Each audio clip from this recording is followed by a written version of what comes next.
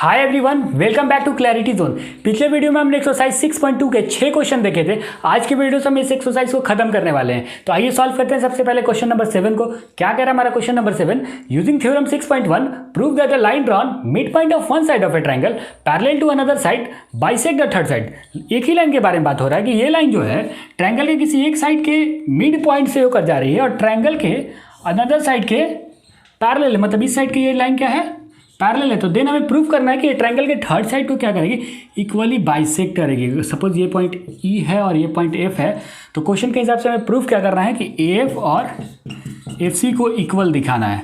ये चीज़ हमें प्रूव कर रहा है। सेम क्वेश्चन, बिल्कुल सेम क्वेश्चन हमने क्लास 9 में भी किया था। पहले समझ लेते हैं कि वहाँ पे कौन सा मेथड अप्लाई किया था। तो वहाँ पर हमने क्या किया था कि ए बी के पैरेलल एक लाइन ड्रा कर दिया था, और वो लाइन कहाँ से, बिल्कुल सी से हमने एक लाइन ड्रा किया था, और वो लाइन ए बी के पैरेलल थी। और हमने ई एफ को एक्सटेंड कर दिया था। ई एफ को एक्सटेंड कर सपोज ये मिल जाता है इस लाइन को, और इस पॉइंट को हमने डी नाम दे दिया था।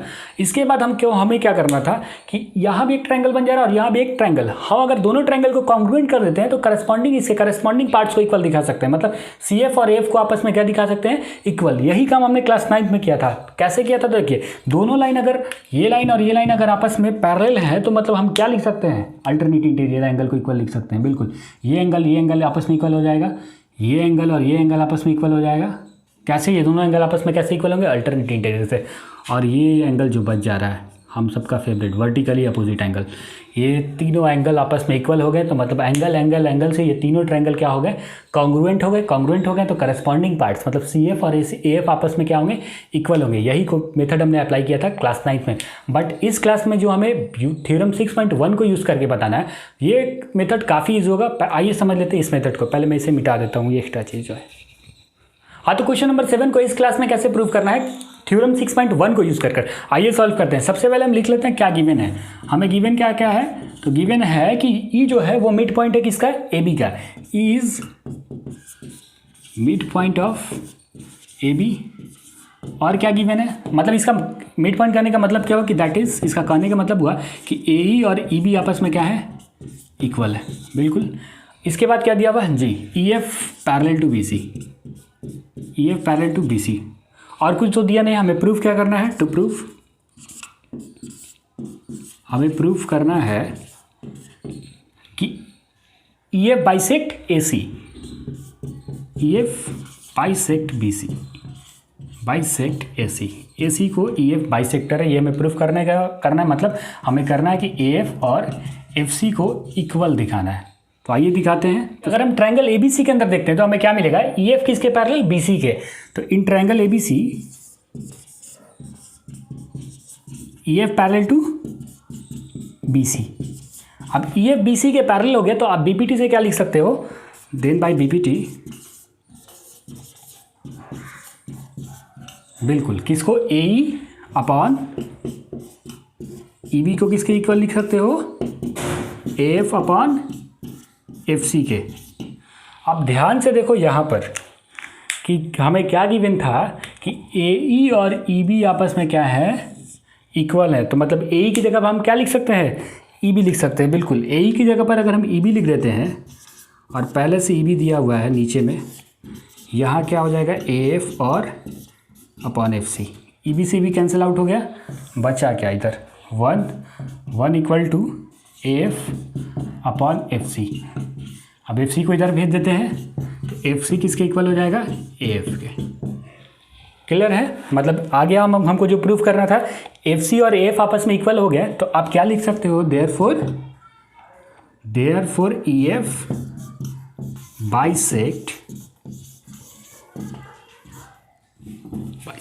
ए सी। यही हमें प्रूफ करना था कि E F bisect A C. I hope ये क्वेश्चन आपको समझ में आया होगा। आइए सॉल्व करते हैं क्वेश्चन नंबर 8 को।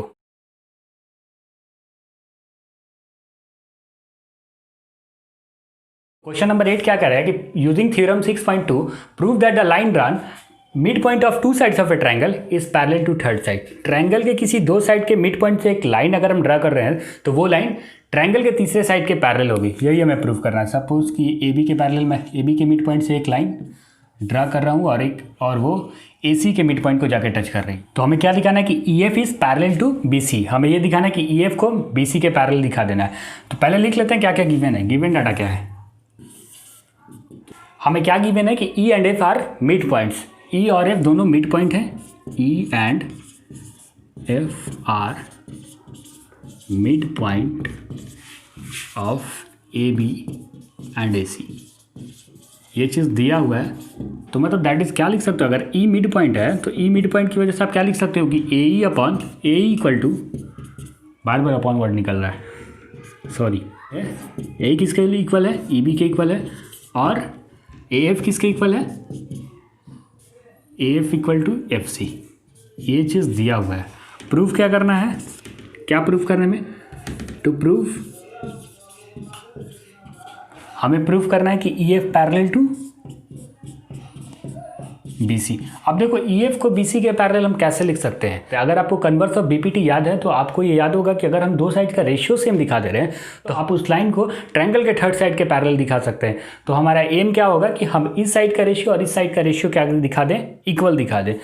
तो लिखते हैं कि for E F parallel B C, for E F parallel B C कौन कौन सा रेशियो इक्वल होना चाहिए, तो ए ई अपॉन ई बी का जो रेशियो है वो इक्वल होना चाहिए A F upon F C के रेशियो के। अगर ये दोनों रेशियो आपस में इक्वल हो जा रहा है तो मतलब ई एफ बी सी के पैरेलल है। तो चेक करते हैं ए ई और ई बी का रेशियो, तो ए ई और ई बी क्या आएगा, ए ई अपॉन ई बी क्या आने वाला है। तो यहाँ से देखिए ए ई की जगह पर हम क्या लिख सकते हैं, ए ई की जगह पर ई बी लिख सकते हैं, लिख देंगे ई बी, और पहले से भी मेरा नीचे में क्या है ई बी, तो ई बी कैंसिल आउट हो गया, मतलब ए ई अपॉन ई बी क्या बन गया 1, ए ई अपॉन ई बी क्या बन गया 1। अब आइए देखते हैं A F upon F C का क्या हाल है। A F upon F C, A F की जगह पर क्या लिख सकते हैं, बिल्कुल ए एफ की जगह पर हम एफ सी लिख सकते हैं। तो एफ सी यहाँ पे लिख देते हैं और एफ सी नीचे में पहले से दिया हुआ, तो एफ सी से एफ सी कैंसिल आउट हो गया, यहाँ पे भी रेशियो क्या आ गया 1। मतलब अगर ये इक्वेशन 1 है और ये इक्वेशन 2 है तो दोनों इक्वेशन का आर एच एस क्या हो जा रहा है, इक्वल हो जा रहा है। तो आप यहाँ से क्या लिख सकते हो, from equation 1 and 2, from equation 1 and 2 क्या लिख सकते हो, A E upon E B equal to A F upon F C. अब जब रेशियो बराबर हो गए तो तब आप कन्वर्स ऑफ बीपीटी से क्या लिख सकते हो कि ई एफ बी सी के पैरेलल होगा। Then by converse of BPT, converse of BPT E F parallel to B C, हमें यही प्रूफ करना था। आई होप ये क्वेश्चन आपको समझ में आया होगा। आइए सॉल्व करते हैं क्वेश्चन नंबर 9 को। क्वेश्चन नंबर 9 क्या बोला है कि A B C D is a trapezium in which diagonal A C and B D intersect each other at O, then prove that A O upon B O equal to C O upon D O. आइए पहले figure को complete कर लेते हैं। Figure क्या बोला है कि diagonal A C and B D एक दूसरे को इंटरसेक्ट कर रहे हैं, मतलब ये ए सी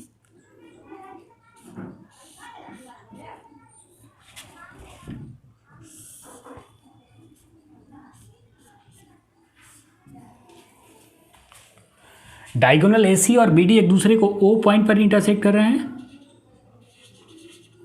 पॉइंट ओ पर इंटरसेक्ट कर रहे हैं।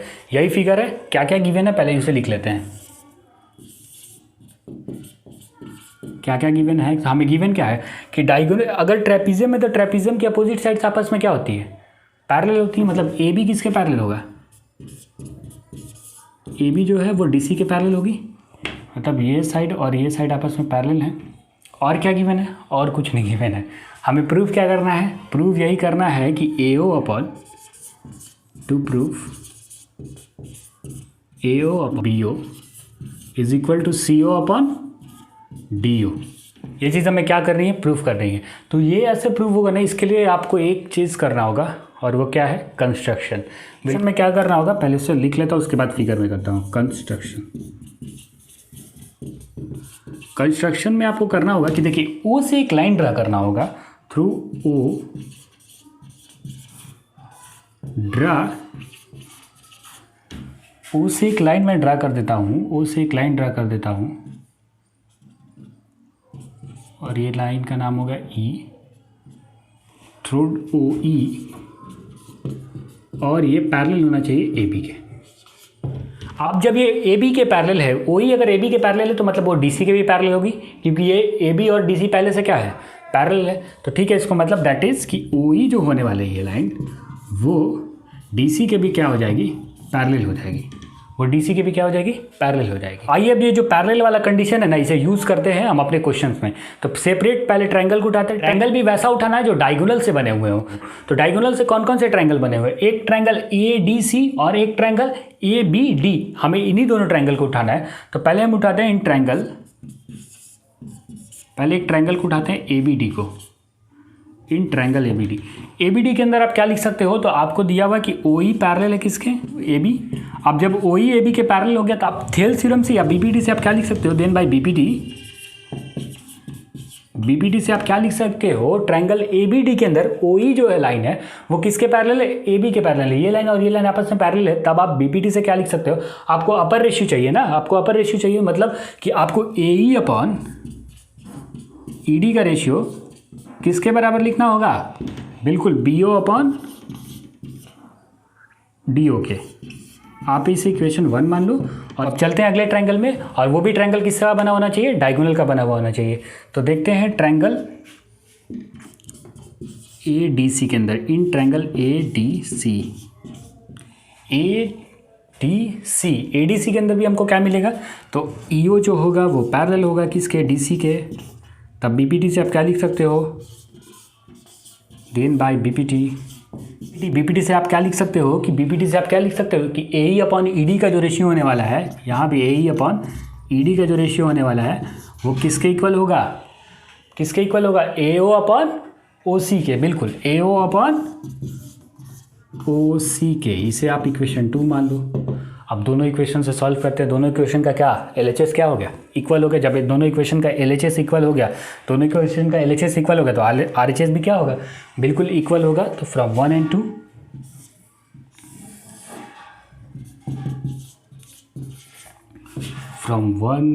2 तो फ्रॉम 1 and 2 से हम क्या लिख सकते हैं कि BO upon DO equal to AO upon OC।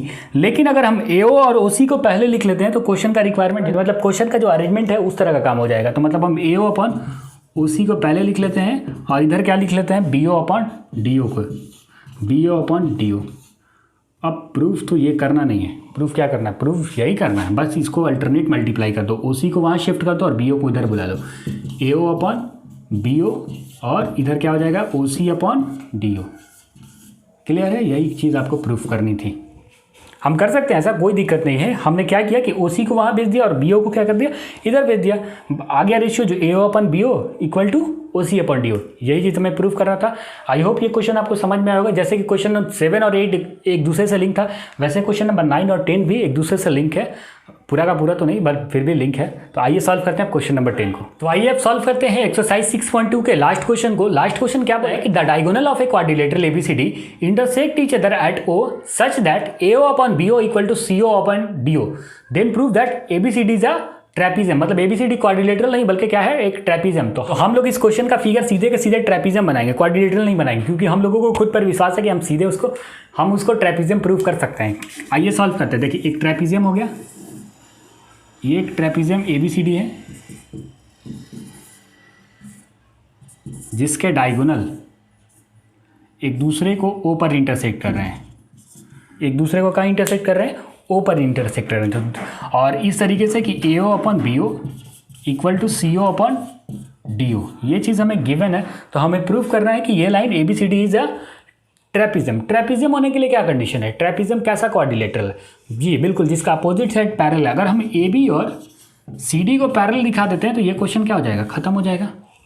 बस हमें करना क्या है, एक्चुअली ये पूछ क्या रहा है, बोल क्या रहा है कि AB को DC के पैरेलल करके दिखाओ, बस उसके बाद क्वेश्चन क्या हो जाएगा, खत्म हो जाएगा। तो आइए दिखाते हैं कि AB को कैसे CD के पैरेलल। इस क्वेश्चन को सॉल्व करने के लिए सबसे पहले हमें लिखना होगा कि क्या क्या हमें गिवन है। तो गिवन क्या है, हमें गिवन है सिर्फ कि AO अपॉन OB जो है वो किसके बराबर है, सॉरी AO अपॉन BO जो है वो किसके बराबर है, CO अपॉन DO के।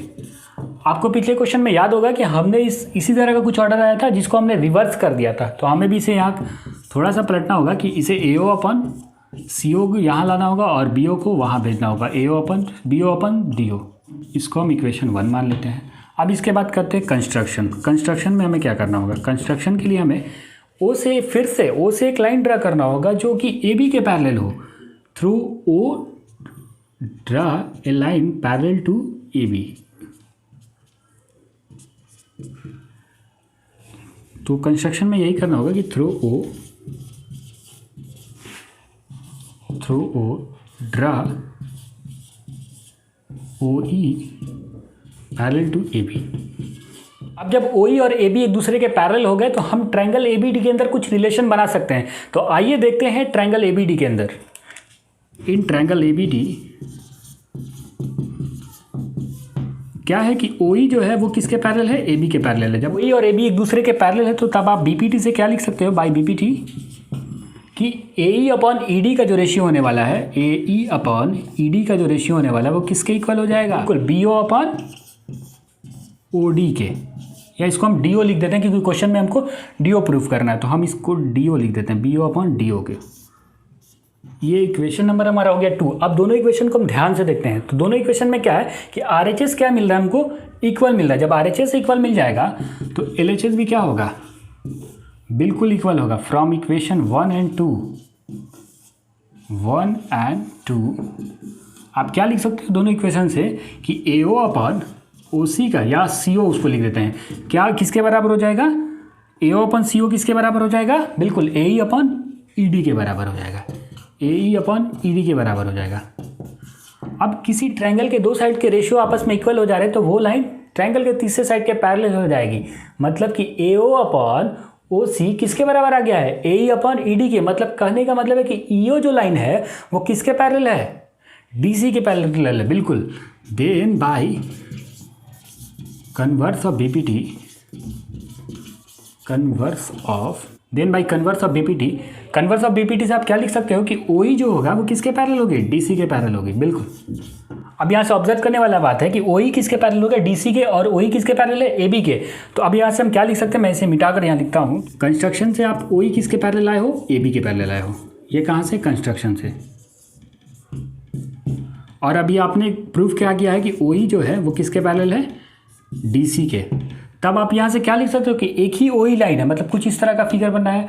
ऊपर में क्या है मेरा, ऊपर में AB है, इसके नीचे क्या है, OE है, उसके नीचे क्या है, DC है। तो मतलब OE जो है वो AB के भी पैरेलल और OE DC के भी पैरेलल। मतलब ये लाइन और ये लाइन भी, इसका मतलब क्या है, दोनों आपस पे पैरेलल है, बिल्कुल। देन आप क्या लिख सकते हो कि then AB parallel to DC। अब जब AB और DC आपस में पैरेलल हो ही गए तो therefore ABCD is a trapezium, therefore ABCD is a trapezium. यही था हमारा क्वेश्चन नंबर 10। आई होप आज के सारे क्वेश्चन आपको समझ में आए होंगे। अगर आपको कहीं भी कुछ प्रॉब्लम हो रहा है तो प्लीज़ कमेंट बॉक्स में हमें बताएं। तो आज के लिए बस यही इतना, मिलते हैं हम अपने अगले वीडियो में। Thank you so much for watching and keep learning.